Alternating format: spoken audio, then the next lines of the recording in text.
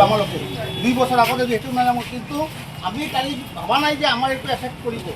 যেতিয়া আমাৰ মিউনিচিপালিটিৰ এক্সিকিউটিভ অফিচাৰজনে আহিছে, তেওঁক মই ৰিকুৱেষ্ট কৰিছোঁ, ছাৰ এই বিল্ডিংখনৰ ছেটটো লৈ আছে সেইটো লেভেলৰ মোৰ চালখিনি আছে, তেওঁক মই ৰিকুৱেষ্ট কৰিছোঁ, ছাৰ মোৰ এইটোতো ভাঙিব নালাগে।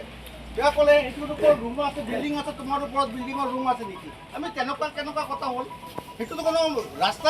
কালি মই নাই লংকাত আছিলোঁ, নগাঁও আছিলোঁ, আহি দেখিছোঁ মোৰ এইটো ভাঙিছে, মোৰ মইটো ভাঙিছে, ভাল কথা, মোৰটো ভাঙিছে। আৰু চাওক ইয়াত এটা আছে, আৰু পিউলি মাৰ্কেটত আছে, পিউলি মাৰ্কেটত আপোনাৰ 5 ফুট যিবিলাক পৌৰসভাৰ আণ্ডাৰত আছে, আৰু বেলেগ মানুহৰ আণ্ডাৰত আছে যিবিলাক 3 ফুট 4 ফুট। কিন্তু দেখা গ'ল যে টিনৰ যিটো আছে ছেট আছে, এইটো বিল্ডিঙৰ একেই লগত আছে, কিন্তু ছেটবিলাক ভাঙা নাই, ভাঙিছে টিনৰবিলাক। এইটো হ'ব নালাগিছিল। কিন্তু আমি কালি অহাৰ পিছত শুনিছোঁ যে চেয়াৰমেন ইয়াত প্ৰেজেণ্ট থাকিব লাগিছিল, পেঞ্জেল চেয়াৰমেন আমাৰ সভানেত্ৰী চেয়াৰমেন তেখেতে ইয়াত থাকিব লাগিছিল, প্ৰেজেণ্ট নাই। কিন্তু দেখা গ'ল যে তেখেতেতো এচিত বহি হাৱা খাই আছে। আজি চাওক আমাৰ মাছবজাৰৰ ওচৰত যিটো আৱৰ্জনা, এইটো মানুহ যাব নোৱাৰে, বাইক ৰাখিব নোৱাৰে, বাইকেৰ এটা জায়গা নাই, কোনফালে দিব এইটো এটা ব্যৱস্থা কৰিব লাগে। কিন্তু তেখেতে কোনো আমাৰ ব্যৱস্থা কৰা নাই। এই চেয়ারম্যান সভানেত্রী কোনো একদম ব্যর্থ। আজি চাওক মই আজি 1.5 মাহ 2 মাহ আগত শুনিছোঁ যে লংকা কোনে ষ্টাফের পৰা 500 টাকা দোকানদাৰেৰ পৰা ফুটপাথেৰ পৰা লৈছে টাকা, 500 টাকা লৈছে। তার পিছদিনা না আগদিনাই তেখেতে 500 টাকা রিটার্ন দিছে। সব দুর্নীতি। আমার বর্তমানে যে সভানেত্রী তেখেতে যেটু কাম কৰি আছে, সব আমাৰ দুৰ্নীতি কৰি আছে। আজি চাওক আমাৰ সবজি মাৰ্কেটটো জুই লাগিছে, আজি নাই কৰি আপোনাৰ অনুমান 4 বছৰ হ'ল আজিলৈকে আমাৰ সবজি বজাৰখন বনাই দিয়া নাই, আজি স্থাপিত কৰি দিয়া নাই, আৰু কৰা নাই। এলো যে আমাৰ যে সবজি মাৰ্কেট বা আমাৰ কল বেপাৰী যিবিলাক আছে, যিবিলাক সবজি কিনি আছে, এইবিলাক মানুহে ধৰক আপোনাৰ 1000-1500 টাকা সবজি আনি আছে। তাৰপিছত আজি ৰ'দৰ কাৰণে আমাৰ সবজিবিলাক বেয়া হৈ আছে। ৰাতি যিবিলাক আজি দিনত যেটো সবজি বিক্ৰী কৰে, এইবিলাক সবজি ধৰক আপোনাৰ 20 টাকা 30 টাকা কিনি আনে, তাৰপিছত বিক্ৰী কৰিব লাগে, ৰাতি 10 টাকা 5 টাকা কৰি বিক্ৰী কৰিব লাগে। তো আমাৰ আজি চেয়াৰমেনে কি কৰিছে? আমাৰ চেয়াৰমেন এইটো ব্যৰ্থ না। এফেকশন কৰিছে, ভাল কথা, আমি কৈছোঁ ভাল কৰিব লাগে, কিন্তু এইটো গোটেইটো সব একেই লগত কৰিব লাগিব। মুখটো কৰিব, এইটো বিল্ডিং এৰি দিব, এইটো দোকান এৰি দিব, এইটো মুখেৰ তেল কৰিছে চেয়াৰম্যান থাকিব লাগিছিল। চেয়াৰম্যান নাই কিয়? মোৰ এইটো জবাব লাগে।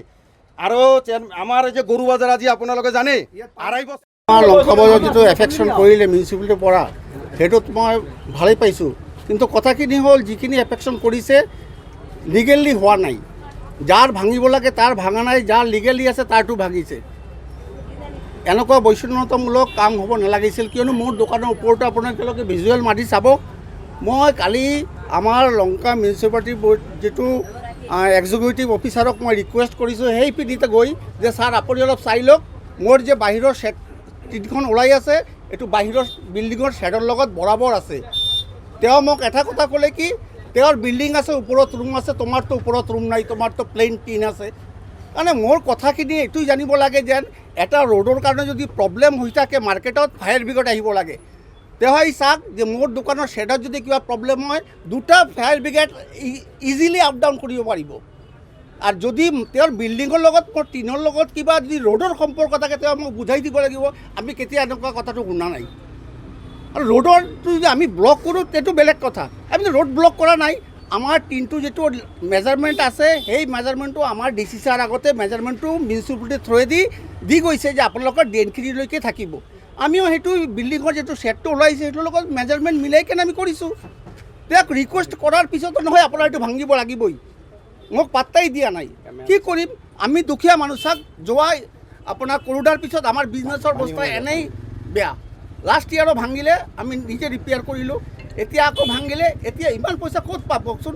মাৰ্কেটৰ পজিশ্যনটো চাব লাগিব হা আমি ডেমেজখিনি আপোনালোকে অলপ ভিজুৱেলটো মাৰি দেখাই দিব যে বহুতখিনি আমাৰ অপচয় কৰি গ'ল আজি আমি বাধ্য হ'লোঁ আমি সংবাদক জনাবৰ কাৰণে যে নিউজ চেনেলবিলাকে দেখাওক যে আমি লিগেল আছোঁ নে নাই মই সেইটো ইয়াত জানিব বিচাৰিছোঁ লংকা পৌৰসভাৰ পৰা যিকোনো খবৰৰ বাবে যোগাযোগ কৰক 7099017330 লগতে 7099017110 নম্বৰত